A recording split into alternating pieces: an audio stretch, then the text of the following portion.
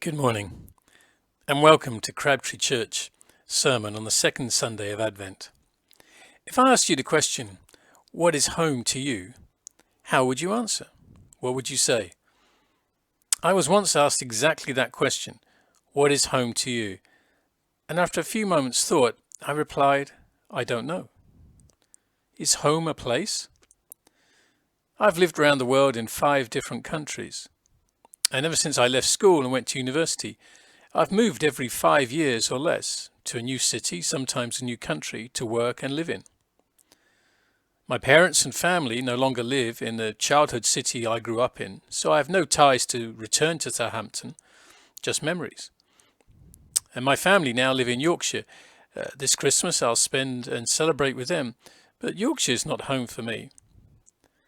So what then is home? Is it the taste of Hampshire Real Ale? As far as I'm concerned, you can keep these modern fruit-enhanced microbrewery beers. Is home the smell of the sea and the salt in the coast air where I used to sail or learnt to sail? Is home the childhood memories of Christmas? Many of us will tend to think of those at this time of year. So stop the video, pause, think what is home to you? Write down your answer and come back to the video.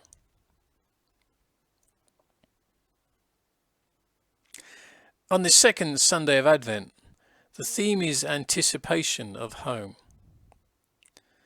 Isaiah chapter 35 is just a short 10-verse prophecy to a people who were in exile.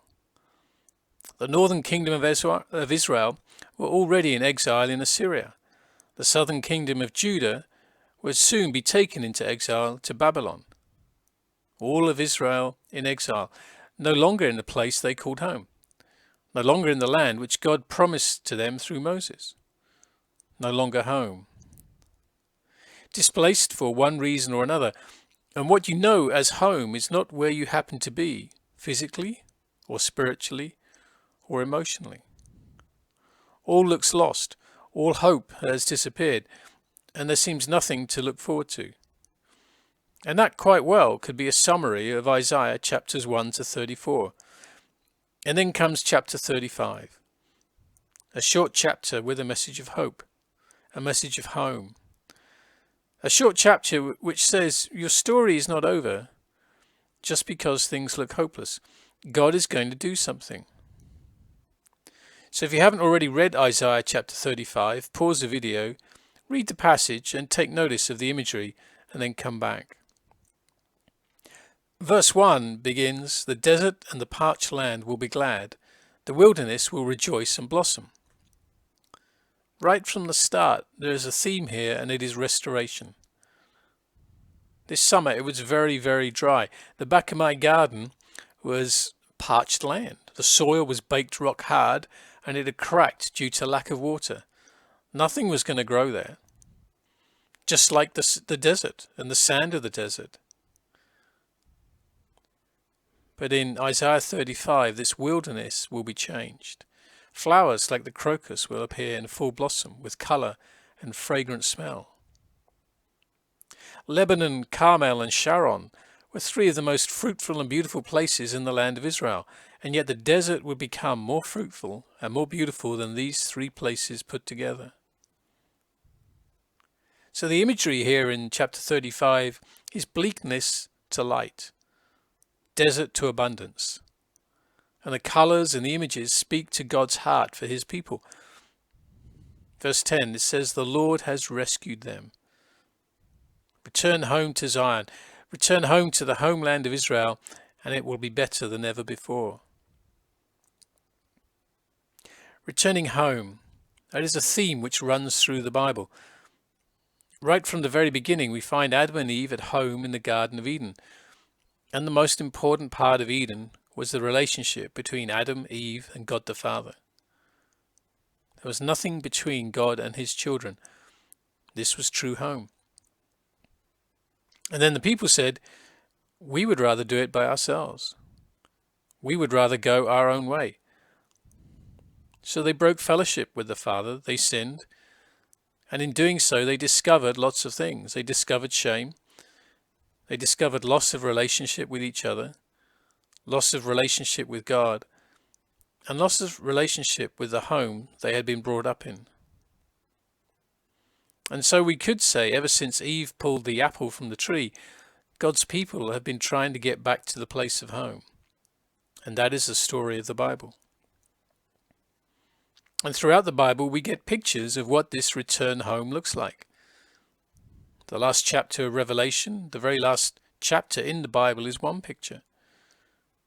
Jeremiah chapter 32, verses 37 to 39 are another. Ezekiel chapter 11, verses 19 to 20 are another. This is how it reads. God says, I will give them an undivided heart and put a new spirit in them. I will remove from them their heart of stone and give them a heart of flesh. Then they will follow my decrees and be careful to keep my laws. They will be my people, and I will be their God. And so there are many different images of leaving exile and returning home in the Bible. Isaiah chapter 35 is simply one of those images. Look there at verse 8. It talks about a highway. The physical road home from Babylon to Israel was full of mountains, ravines. Robbers and bandits could lie in wait and ambush you. And so getting home was not guaranteed. Several years ago, when I was living in Cambridge, one evening I drove over to Bedford. It's about a 50-minute journey to meet some friends, go dancing. And the journey over was fine. I was inside a main hall and I couldn't see outside the change in weather. At the end of the evening, we came outside to find the cars covered in snow, and snow on the ground falling hard. Well, I got into my car and started to drive home slowly. And the snow was so fresh and so sudden, the gritters and the snow plows weren't out yet. My path home was Bedford Town Centre, dual carriageway, roundabouts, the A14, hoping it wasn't closed, and getting home. In case of trouble, I had no blankets or heating or food or water in the car for an emergency. When I got to the A14, the snow was so fresh on the dual carriageway, you could see that no one had driven along it. I was making new tracks in the snow. And then one or two lorries overtook me and stayed right in front of me, throwing up the snow and the slush onto my windscreen. So in the end, I had to overtake the lorries to get clear road and a clear vision. And honestly, when I left Bedford, I didn't know whether I would make it home or not. Eventually I did, and a few moments after I did, I got a text from my friend to check that I'd arrived safely. But it took me twice as long as usual. We all want to know that we will return home safely. Well, God guarantees in verse 8 a highway to the way home. A smooth road, no hills, no dark valleys, no robbers to ambush you, no snow and ice to slip up upon. The exiles will be able to make their way back home, back to Zion, back to Jerusalem without fear, without wondering if we're going to make it. And we know it is God's highway because it's called the way of holiness. God himself will make a way for the exiles to return home. These were a people who were headed into exile, their land and their farms and their houses lost, their vineyards destroyed. And in the midst of this trouble, God commanded the prophet, say to this people, there is a time coming when you are going to return home. This prophecy was in part fulfilled. The people did return home to the land, but true home is not the land of Israel. True home is not a location. True home is not the house you own, nor is it the town you grew up. True home is being with God. True home is being reconciled with the Father. The Bible begins with Adam and Eve breaking fellowship with God and having to leave their true home. And the rest of the Bible reveals how God reaches out to draw us back into fellowship and relationship with him. And so God says to Abraham in Genesis chapter 12, verse 1, go from your country, your people and your father's household to the land I will show you. I will make you into a great nation and I will bless you. So God reaches out to Abraham, tells him to leave his father's house, leave his town and country, leave his home and go to a new land. But God says, I will be with you. I will bless you. I will be with you always. Likewise, God reaches out to Moses in Exodus chapter 4, to bring Israel out of Egypt, to rescue them from slavery. Why? Exodus chapter 29, verse 46 gives us the answer. God says, these people will know that I am the Lord their God, who brought them out of Egypt, so that I might dwell among them. I am the Lord their God. God reaching out to a people, a nation, so that he might dwell among them. True home is relationship with God. The theme carries on in the Old Testament, and we see the promise of a Messiah. A child is born unto us, a son is given to us. God says, this is what I'm going to repair at Christmas. I'm going to call all my people back to my heart so that they will know me. God reaches out and comes to live among us as Jesus, which we celebrate on Christmas Day. God living right among us, bringing home to us. But we find in the New Testament, God's people are still in exile. Jesus has come once and returned to heaven. We know we are not fully at home with God yet. And we know that because life is not quite supposed to be as it is. Sin is still present. Famine and hunger are still present. Sickness is still present. Life can be off or twisted. We still live in a broken world. There are still places of desert in our lives. We still experience weak knees and feeble hearts. This Christmas, Boris has given us in England a 5-day window when we can gather with family to celebrate. And in our family, we've already had the conversation. Shall we meet together or decide to stay at home in order to be safe from COVID-19? And I suspect every family in the country is holding the same conversation. Some people will make the decision to meet up with relatives and trust that they've taken safe precautions. Others will decide to stay put until a vaccine is available. But even if you do meet up for Christmas, the memories can be both good and bad. For some people, Christmas get-togethers are a positive reminder of good times. But for others, home was a painful place. Family gatherings were not enjoyable and not something to remember with joy. And so Christmas is not something you might recall with fond memories.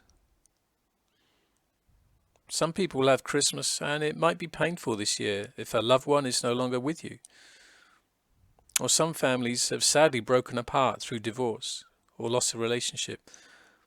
And Christmas won't be the same this year because we couldn't hold on to a place of home. See, home has to do with the relationships in the place. I don't want to put a downer on your planned Christmas events, and I do hope you enjoy whatever Christmas you've planned. But I think in our heart of hearts, we know that even the best family Christmas celebration doesn't meet our deepest needs. Something's still missing. That sense of not quite finding true home is still there. And that is why, for followers of Jesus, why we are alive on this earth, we live as exiles.